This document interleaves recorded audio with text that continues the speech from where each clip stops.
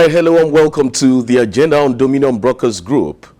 I am Chike Ogbogu. Today is the 29th day in the month of May 2025. It's another time to celebrate 2 years of President Bola Ahmed Tinubu's inauguration as president. All right, on the agenda today, the power play and political intrigue, the nation's social, political, and economic challenges, which required solutions at that material time that brought in President Bola Tinubu 2 years ago, are still very fresh in our memories. Just as the dispensation of President Muhammadu Buhari was ingloriously winding down, Nigerians were eager to know what to expect, and through which of the political gladiators from the array of the good, the bad, and the ugly that the murky waters of politics threw at our face to choose from at that time. And so, Bola Ahmed Tinubu came calling, bestriding a Trojan horse as one with political sagacity to lead us to our expected destination as a nation, or at least set the stage to change the excruciating pain of the failing economy and the resultant hunger unleashed on the citizenry. But ever since then, we have been here waiting, watching, and sometimes gasping for breath against the backdrop of galloping prices of goods and services amid the daily promises of hope in hopelessness by the government of the day. The very first salvo fired at the economy was the subsidy removal and the twin evil of floating the national currency at the same time.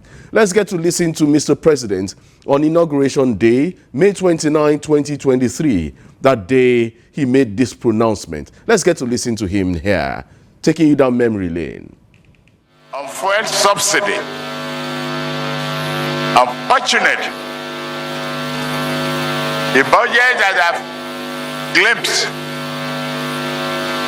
before I assumed office and what I've heard is that no provision is there for fuel subsidy. The fuel subsidy is gone.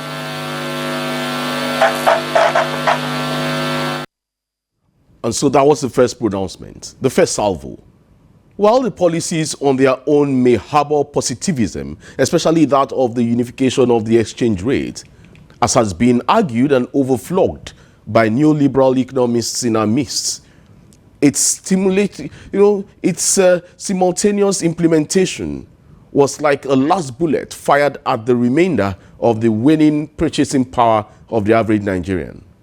Well, 2 years have come and gone, yet this government, which is the largest in the history, with more ministries and government agencies than any government before it, despite the recommendation of the Orasanye report, we seek to reduce the cost of governance, is still grappling with the burden of governance and delivering democracy dividends to the people.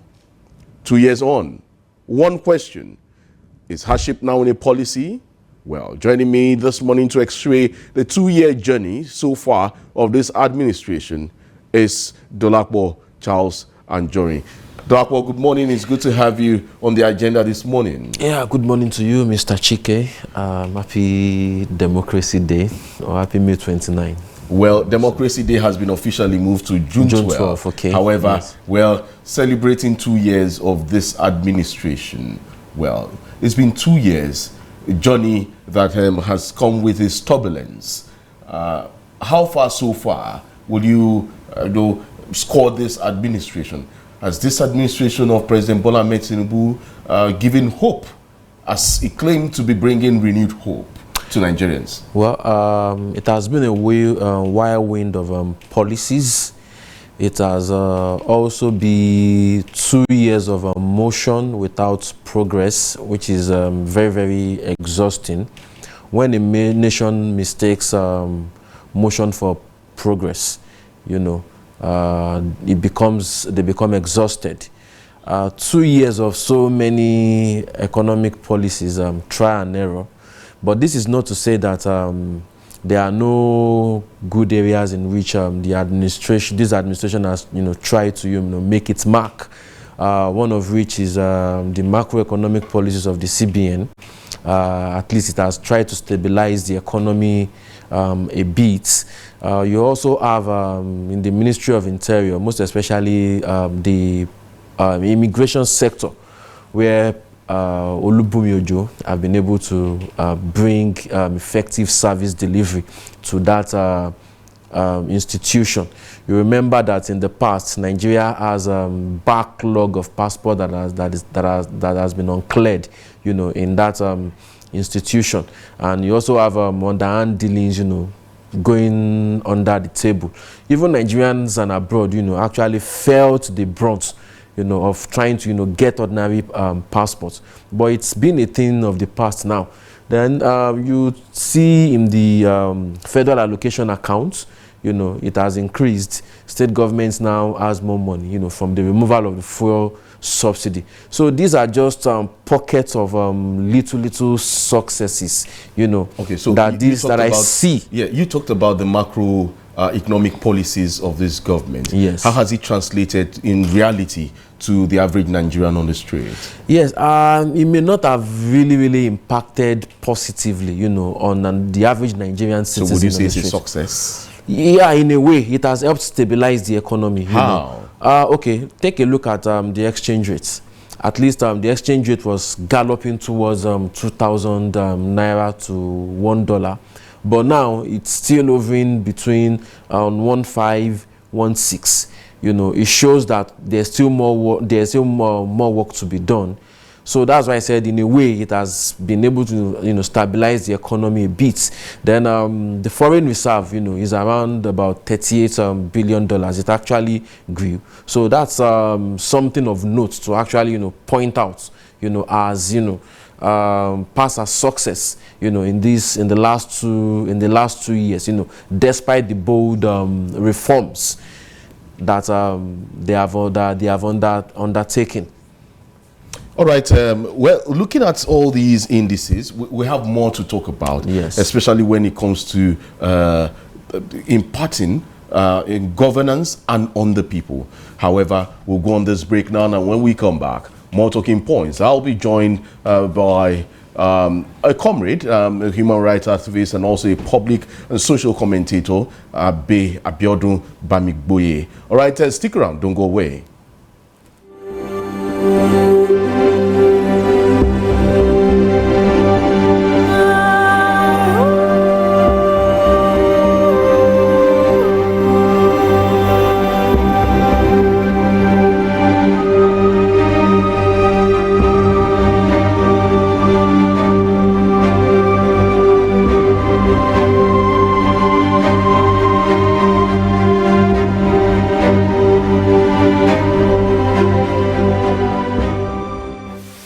No doubt in my mind that with this collection,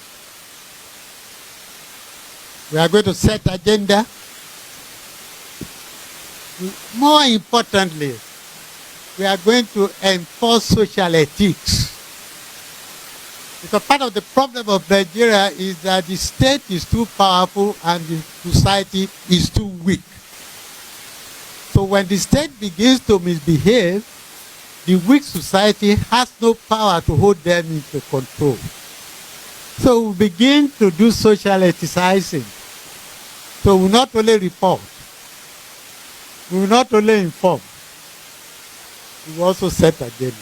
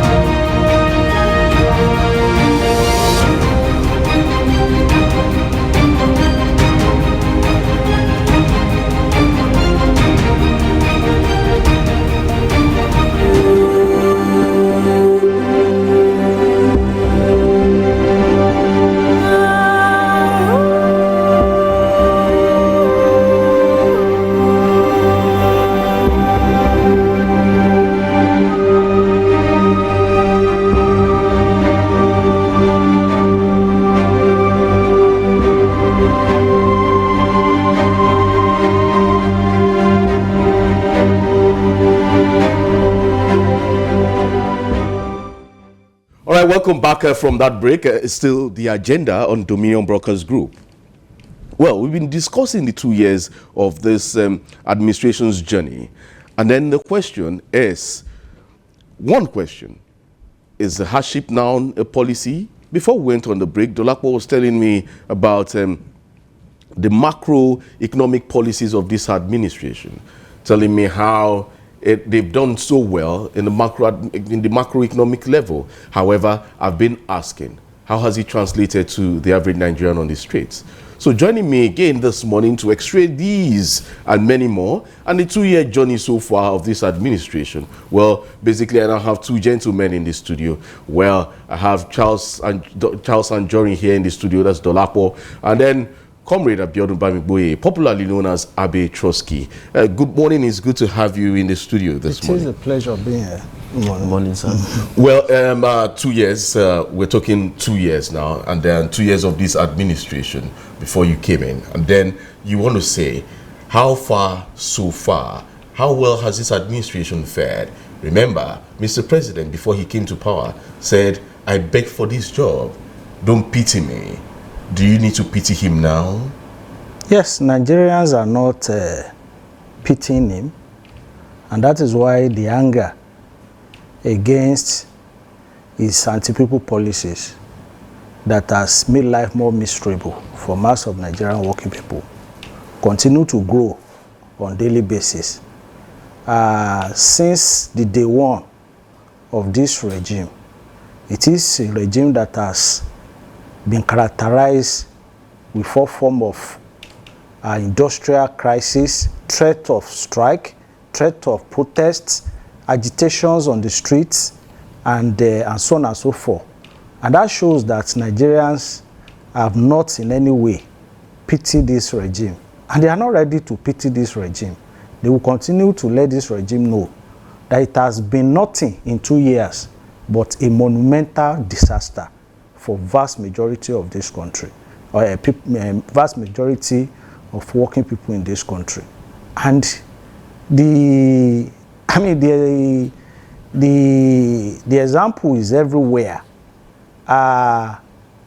In 2 years, the number of Nigerians that have been plunged into the poverty line has multiplied, in multiple folds, such that, as we speak today, over 133 million Nigerians live in multi-dimensional form of poverty. That is aside that. But you want to argue that people have been living in poverty before this administration? Yes. And that is why I say it has multiplied. He is not the author. Okay. Of poverty lifestyle in Nigeria. He gave the poor people hope by saying it's a government of renewed hope. Yes, but unfortunately, his promise of renewed hope has become nothing but state of hopelessness, for mass of Nigerian working people. And this is unconnected with just 3 policies, jointly implemented or pronounced by this government at the inception of the regime itself. Take, for instance, the question of the so-called removal of subsidy. It's something that has made life more miserable for mass of Nigerian people, because immediately after that pronouncement, the price of petrol that we used to buy at 197 jumped, to 500. Yes. But as we speak now, though there has some marginal reduction, from what it used to be a few months ago, 1,100 naira to around 900, 890, depending on area where you buy the fuel across the country. And this has made the life, the cost of living so, unreachable for mass of Nigerian workers. Take, for instance, as a result of that increase in the price of petrol, the cost of goods and services in the market gone up. Take, for instance, the price of the transport fare, increased by over 400, percent. Airfare increased by over 200%. The same goes to the water fare and the rest. And that is one aspect of it. The other, of course, people sometimes say that, are we saying that the subsidy regime characterized with corruption should continue? And our answer has always been repeatedly been no. We have never supported corruption. We have never endorsed any subsidy payment that accommodates corrupt and sharp practices. But what we feel that this government should have done, having recognized individuals that are involved in these corrupt practices, would have been to use the instrumental of law to pursue them. In 2012, when Jonathan administration increased the price of petrol and the Nigerian people moved against him, that movement of Nigerians compelled him to set up an inquiry panel to investigate the corruption around subsidy payment. And that committee work, even though the committee was frustrated eventually, but the truth of the matter is that before the committee was frustrated, there were some revelations. And one of the revelations was that, one, they established that there's corruption around subsidy payment. Because at that time, they gave a figure that our daily consumption in Nigeria for petrol was around 150-something million liters. And we found out that it's not so. It's about maybe 53 million liters. And they have been collecting subsidy on about 150-something million. So all of that were established. And some individuals were identified to be part of it. One of them is the $10 was identified. But you know the irony of the whole thing. The irony of the whole thing is that the $10 that has been identified by the panel to have been involved in subsidy fraud was now used by government to set up the chairman of that panel with marked dollar, to an extent that as we, the chairman of the panel was later arrested, sent to jail. I'm not sure if he has completed his jail term now. Farouk Lawal, yes. One sharp guy in the National Assembly at that time. And the person was, who set him up with a marked dollar, who has already been, indicted in the panel, is living as a free man today. We feel that if Tinubu-led administration want to do well for Nigerian working people, having recognized, that subsidy payment in Nigeria is characterized with corruption, sharp practices, and frauds, he will have used the instrumental of law, to pursue them, arrest individuals who are involved, use the instrument of law to recover the money looted from them, and begins to use it to invest, to advance the life of the people. Because what the Tinubu-led government did was now to make the poor people to be paying for the crime for they never committed. That is what it means now. But as vast majority of the people today are wallowing in abject poverty as consequence of this, unfortunate policy, the truth of the matter is that some few Nigerians, billionaires, are smiling to their banks. Shortly before the removal of subsidy, the richest man in Africa, who happens to be from the northern part of this country, Dangote, has already been overtaken by a South African billionaire, as the richest man in Africa. But less than a month after the removal of subsidy, he regained his position.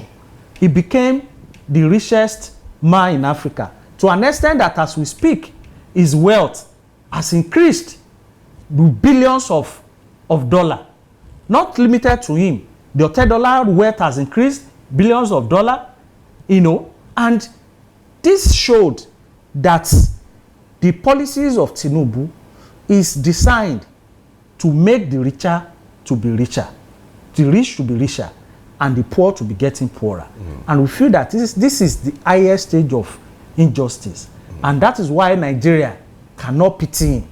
And Nigeria must continue to build resistance against these policies that has made life more miserable for them. Well, nevertheless, the birth of the largest single-stream petroleum refinery in the world, where you talked about now, the Dangote refinery, which is capable of meeting the needs of PMS and other fuels, even to the level of exporting the product to other African nations and beyond, became a flicker of light, hope, and a great achievement so far in the all-important petroleum sector.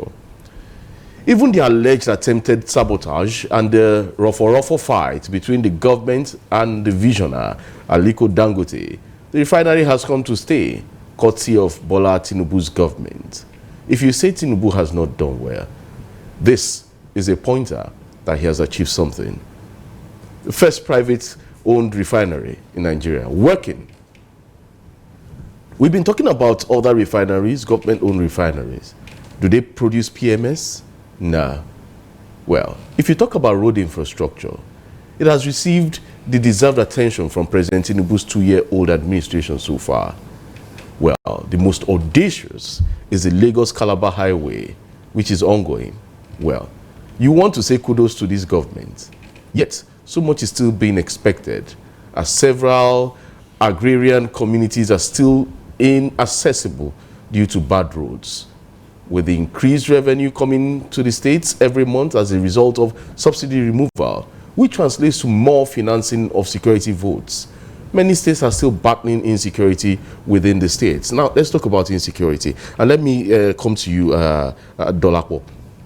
Now, the state of insecurity in the country right now, especially if you look at kidnapping, banditry, herdsmen attack. In fact, next week, I'll be bringing you an exclusive on herdsmen attack in Oyo State. Yes, I'll be going to see them. I want to see them operate. So we're bringing live scenes to you on camera. Don't worry. Some will say it is a mission that one wants to put his life on the line. But don't worry, we'll get there, we'll bring you exclusives. And this is Dominion Television. Well, when it comes to insecurity, has this administration tried in a way to, salvage insecurity in Nigeria? When you look at what has been budgeted for the security sector, it's in trillions of naira. And on a constant basis, on a daily basis, I don't think there's a day in this country where there's no reported deaths, reported killings. Between January and March, or let me say between January and May, over 2,000 deaths has been reported alone by the media. So you now look at it, you juxtapose the number of deaths, you look at the amounts budgeted for our security apparatus. Has it actually made any difference? For me, I'm of the opinion that the more you budget more for security, the more banditry you have, the more kidnappings you have, because it looks like a cartel, like they are running a cartel. Are you saying insecurity is a venture? Yeah, it looks like a business venture up there, because once deaths start to decline, once kidnapping start to decline, once banditry starts to decline, there's no point, voting more revenue, to that sector again. All you need to do is, just upgrade the necessary equipment and all that. But the more money, more money, more problem. Yes, more money. It's looking like more money, more banditry, more money, more kidnappings. You look at grants from overseas also coming into Nigeria just to fight terrorism. As African men, our mentality, they've seen it as a cash cow. So they wouldn't want that venture to end. They wouldn't want that venture to end. Unfortunately, the late General Sani Abacha said, if any insecurity lasts 24 hours, it means the government is involved.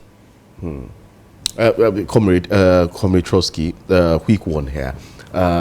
When you want to score this government in the past 2 years, when it comes to insecurity, have they done better than the Buhari regime? The regime have not done better. And what that means is that the regime has failed to address all of the problems faced by the people before its inception. And there is a huge failure on the side of the government. And what that means, like he rightly pointed out, when you look at how much is being voted on security, it has not translated, into any improvement in form of protection of life and property, of the Nigerian working people. And that raises two questions.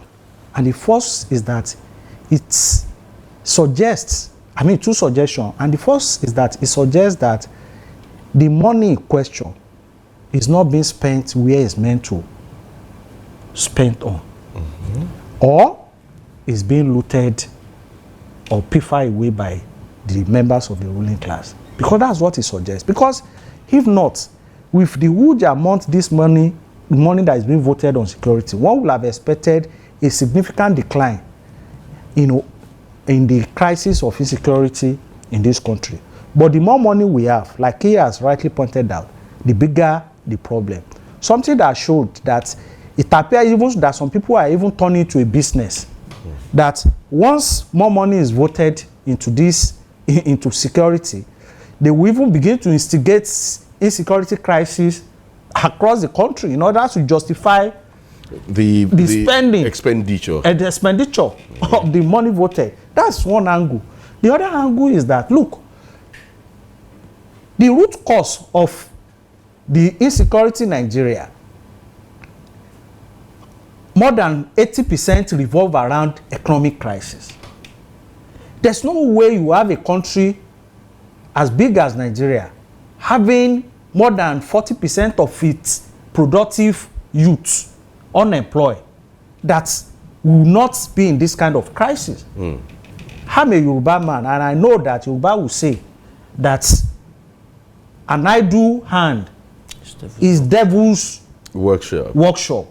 When you have over 40 million, Nigerian productive youth unemployed, it's a recipe for all form of crime because they are idle, and their mind is idle, and it becomes a workshop for devilish arts. And that's why you have all form of crime multiplying in the society today. Internet fraud, youth restlessness. In the eastern part of this country today has collapsed. I don't think we have any government in that place. Don't even talk about the north. In the east today, nobody go out on Mondays. Yeah, crippling economic activity. Police, soldier, government render, crippled by activities of unknown persons. Of non-state actors. Non-state actors. Can you still say that we have a government under that kind of situation? In the north today, in Borno, we have about 3-4 local governments controlled by Boko Haram. That people pay tax to them. The same goes, even in Okeogunweya, we learned that some people even pay money because they want to go to farm to ensure their security. They pay money, to headmen, S-men. This has been the reality of our life. And like I said, the economic root of this crisis of insecurity, without it being tackled, without it being addressed, we can never get out of it. No matter how much, ammunition, that is being bought for the security officer. But beyond that, the welfare of those whom we also send to go and fight is very important. It's also very, very important. Yes. How well do we take care of our security personnel, starting from civil defense to police to soldier? The answer is far from something that is sharing. And these are areas that has to be looked into. If all of these are looking to create more job for youth, pay more, give more remuneration, improve the welfare conditions of the security agencies, including the right to belong to trade unions on their own. Because if they are members of Nigerian Police Force Association or Union, that will offer them opportunity to even ventilate their anger whenever their condition is not being attended to, instead of transferring that aggression on the mass of the poor people on the street by collecting naira, 1 naira, 5 naira. Look at what happened at Old Ife Road, the other time. very disgusting thing. No policeman in his right senses will shoot, I mean, a live ammunition in public. In public. But the reality is that psychologically, our security agents are not in their right senses. And it's not connected with not all of them, though. Majority. Okay. And it's not connected with the way and manner, they are being treated by government itself. So there's a need for improvement in their welfare condition up to the extent of them being allowed to belong and form trade union on their own, for adequate protections of their own economic rights. All right, let's delve into politics and governance of this administration. Officials of President Tinubu's government do not hide the strong desire to let the opposition know that there is no vacancy in the presidency for anyone outside them and the ruling APC. Is this a reason for the mass influx of politicians to the ruling party from other parties to have a piece of the national cake? Well, we'll discuss this now. Let me start with you, Abitroski. In Nigeria, the first 2 years of the first term of the two-term tenure of any democratic regime are usually spent on governance, while the remaining 2 years are spent on politics of power, party supremacy, and maybe consolidation by the incumbency. However, in this administration, in President Tinubu's administration, has it been elevated to a new height where everything and anything politics and politicking are already excessively on overdrive at this moment? Well, the reality is that, which is the reality of our situation in Nigeria, none of the politicians is interested in political office for the sake of to serve the people, for the sake of the mass of the people. Okay. It always been their self-serving interest. That has always been the goal. No politicians, contest and win election with a goal of building schools, building hospitals, creating jobs. None. Even when they construct roads, they do that in order to loot public treasury. Many hotels today are owned by politicians. Filling stations, fuel stations. And what that means is that their self-serving interest is always the fundamental reason why they go into government. And they will do everything possible to ensure that they position themselves where that is going to be actualized. And that is why the body language of Tinubu is clear that whether by crook or by fire, he will return after 2027 election. And that party that align with its agenda, an individual that align with agenda also have a brighter chance of benefiting from whatever method that he is all going to use to return himself back in government. And politicians who are smarter have grabbed that message. And that has been the basis for mass influx of politicians from PDP, Labour Party to APC in the recent time. But what that itself means is that there's no fundamental difference in none of these parties. And that is why it is easier for politician A in PDP, politician B in Labour Party or AGA to comfortably move to APC. Because if there's ideological difference, that is not going to be possible. And that is why those who say Nigeria is moving towards a one-party state, we are already in one-party state, because what defines the party is the ideology of the party. As far as I'm concerned, Nigeria today, none of the political party can be categorized as opposition party. Why? Because their political philosophy and program is not different from that of APC, whether at national or at the state level. The only opposition we have in Nigeria today are the working people, the poor people. And they have demonstrated this at different occasions. How many political parties have you seen to come out in protest against the increase in price of petrol? How many political parties have you seen in protest against mass unemployment, poverty in Nigeria? because they do not oppose it, because all of them are part and parcel of the process that have led to that. But you have seen Nigerians at different occasions head back governance movement in Lagos, you know, hence hardship here in Oyo State, across the country, have been organizing resistance against this regime. And that means that the only opposition we have are the people. Are the people. So it will be the government versus the people, or the APC versus the people. But unfortunately, in 2027 election, the people have not been able to have the opportunity of organizing themselves as a party. So their voice is not going to be heard in 2027, whether we like it or not. And what I mean is that after that election, one of the camps of the ruling party, the ruling elite, will still form the government in Nigeria, and the attack will continue. But I can assure you that the Nigerians are not going to accept that. They will continue to build resistance. But our position is that that resistance must be built to an extent that will lead to the formation of a political party, so that the poor people can constitute a government. Because only when we have a government of the workers and poor, run on the basis of socialist program, that all our problems we face in this country can be said to be resolved. All right, Dolapo, before I come back to you, Petrovsky, Dolapo, many have posited that Tinubu's government is hurting deeply. But is this the pain before progress? Well, it has always been a mantra of it will first of all get worse before it gets better.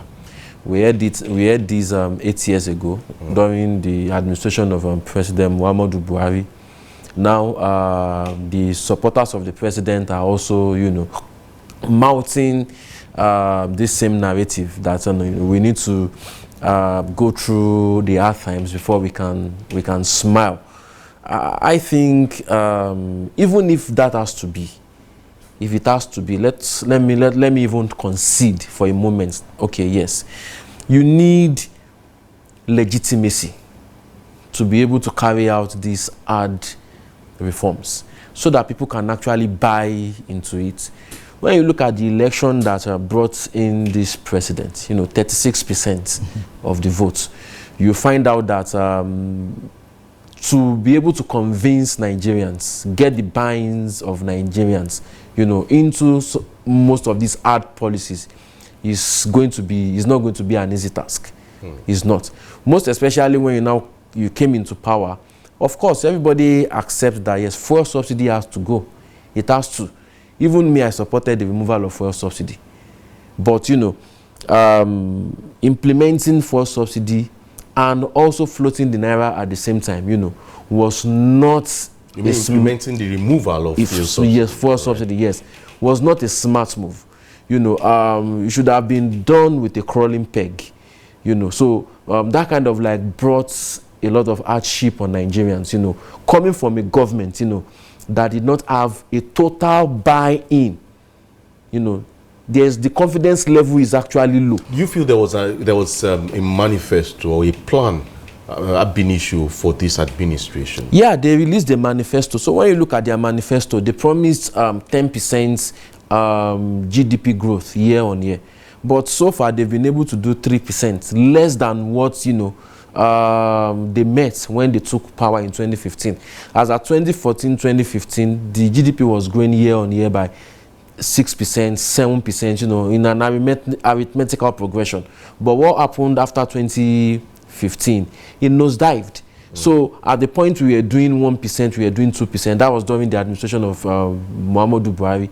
But now during Tinubu's regime, they've been able, manageably, able to, take it to 3%. So it has not improved significantly. So for me, it doesn't have to be bad, experience the bad before it comes good. So there's light at the end of the tunnel. Yeah, there's always light at the end of tunnel, no matter. With this administration, 2 years more, is there light at the end of the tunnel?